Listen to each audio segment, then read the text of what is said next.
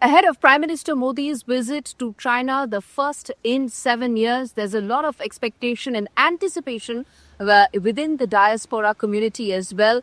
Even as some of the concerns remain on border, on national security, progress with regard to people ties, and the trade relationship is something that the diaspora is extremely positive about. And I have with me some very important members of the diaspora community, of the business community here, who've come from Shanghai, some have come from Shenzhen, from far away, to meet the Prime Minister and also then to talk about what they expect could be the future trajectory of the India-China trade relationship, more so in the backdrop of some very positive steps that have taken place.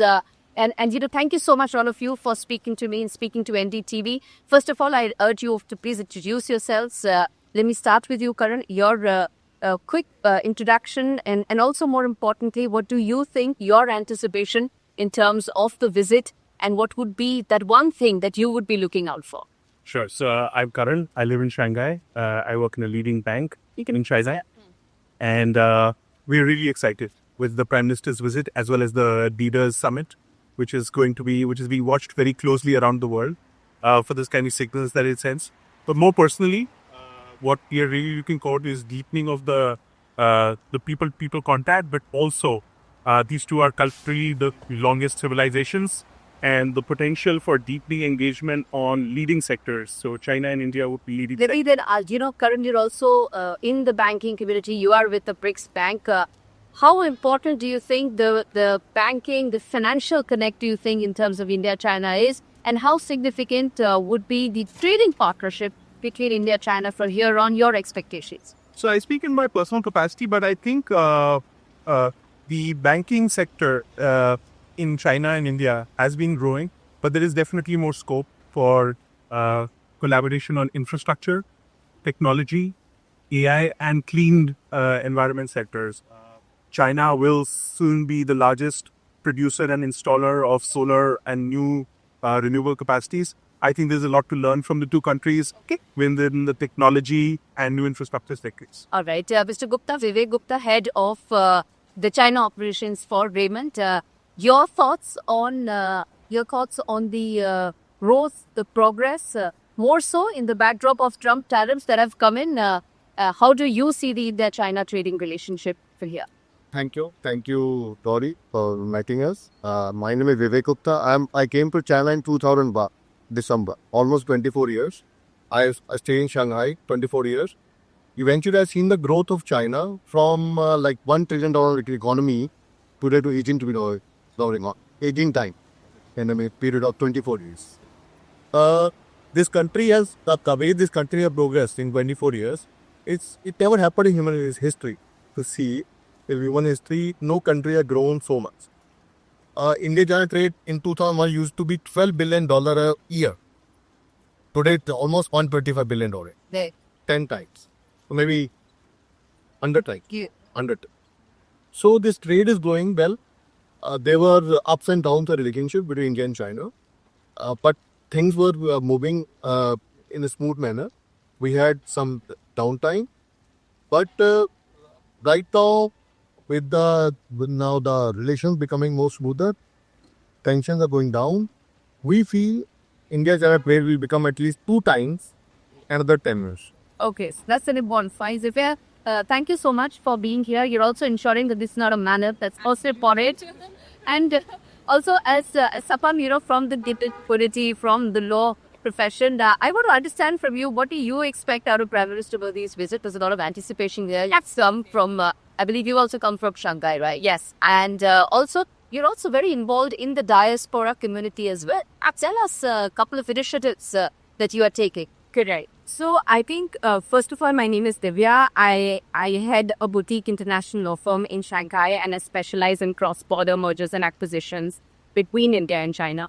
So this visit of Prime Minister Modi, at least I can tell you, for my Chinese clients, it's very important, because what I have seen since the putting in place of Fresno 3 in 2020, a lot of Chinese investments into India have stopped, especially in very strategic sectors, especially like manufacturing, private equity, all in the manufacturing space for EVs and clean energy.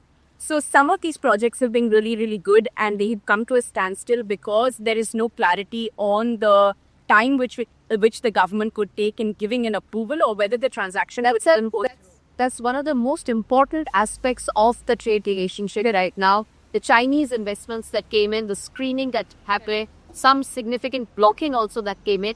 What are your clients telling you? Are they now expecting all of that to open up? Because that means floodgates of Chinese investments for India as well, and huge opportunities. Absolutely.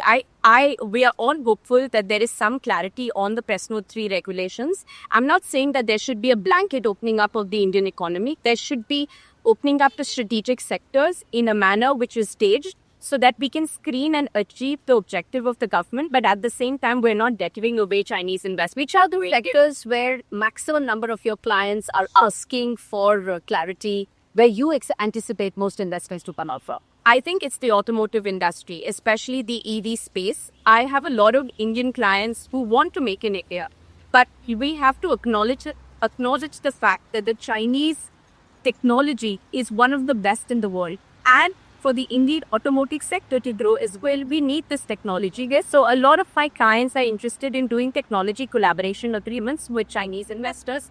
But the stopgap comes when there is no equity being given to Chinese investors, right? No, the problem. This is getting the gap that has existed, right? So how much we can cover that is the big thing. But that's an important point you're making. Girish ji, first of all, you're also a very important member of the diaspora. Talk to us about your stakes, your wishes, your business focus here, and then we come to how the diaspora is viewing this visit, and how much do you think it opens up in terms of the cultural connects that lie between that? Thank you, Dory, for having me here. And it's a very interesting question that you asked. That I can speak on both the sides, not only the industry front, but also from the Indian diaspora, because the Indian community in Shanghai. So from the industry front, the euphoria is so good now that yes, something positive is going to happen between the two countries. I present a company wherein we promote the make in India. We make products in India and we sell in China, which is completely the other way around.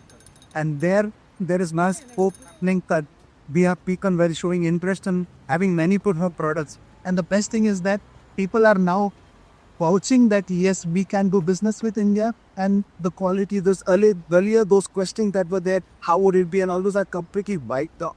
So the interest is over there. And coming to the diaspora, oh my God, there's the very good feeling, that being an expat of India and then being in China, the kind of reception you start getting from the Chinese population, they want to get culturally involved.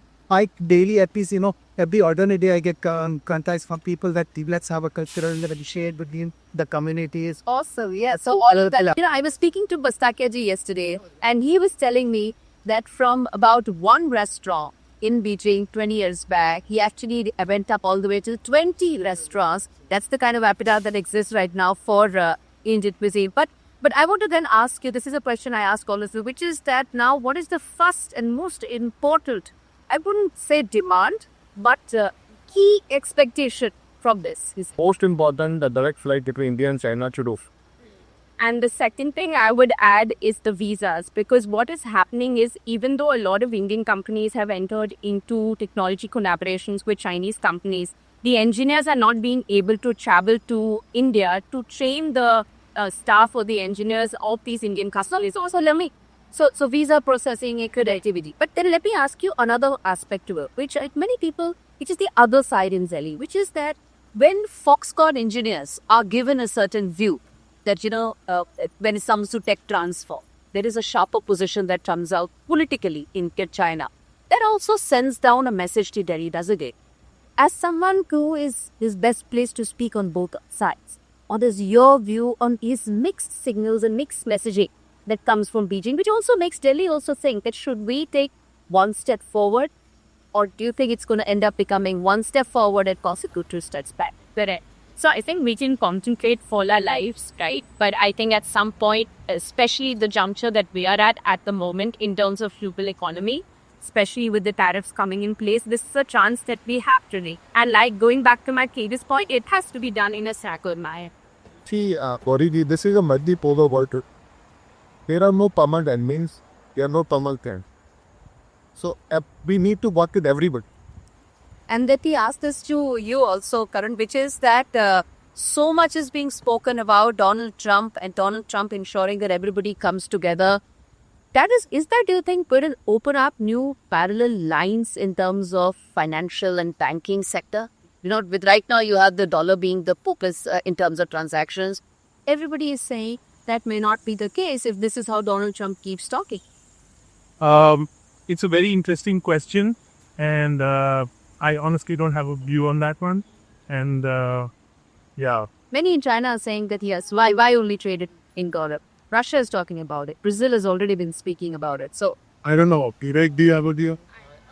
I can give a reply. You see, this is a multipolar world, Gauri. It is, today we are saying something, tomorrow things can change drastically. Today people have stopped looking at long-term view. Long-term view before used to be like 5 years down the line. Today long-term view people talking about 6 months down.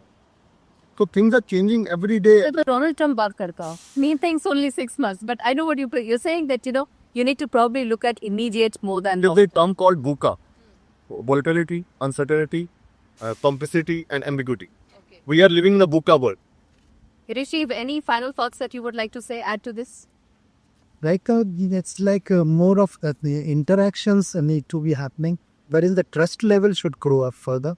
And that's the good step that is happening between the two countries, which is now 1/3 of the population of the world.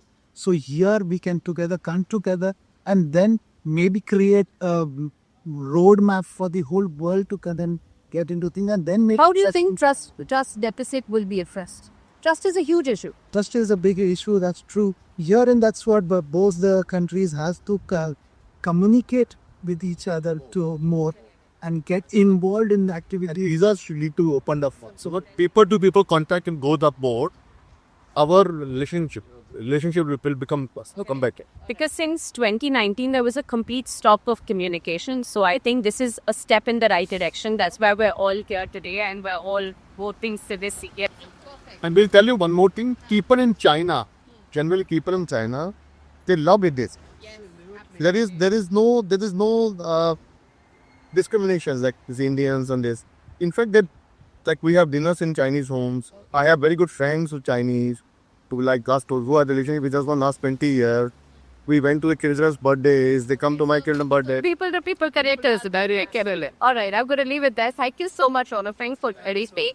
Well, as you heard, the view that is coming from the diaspora, very important members of the diaspora community saying there were two very important things. One, people-to-people connectivity continues and should be prioritized going forward as well. And efforts need to be made for the trust deficit. And that's something we in New Delhi have also been saying, that trust deficit remains a core concern for the bilateral relationship to be further increased, emboldened. And where do you bring that trust is something that the owners many feel does lie on Beijing to move more on that. And with that, it's a wrap on this show. Thank you so much in terms of being part of it, all of you. This is Gauri Dwivedi joining from Tianjin, China, giving you a flavor of what the diaspora wants ahead of that crucial SCO summit that will take place here in Tianjin.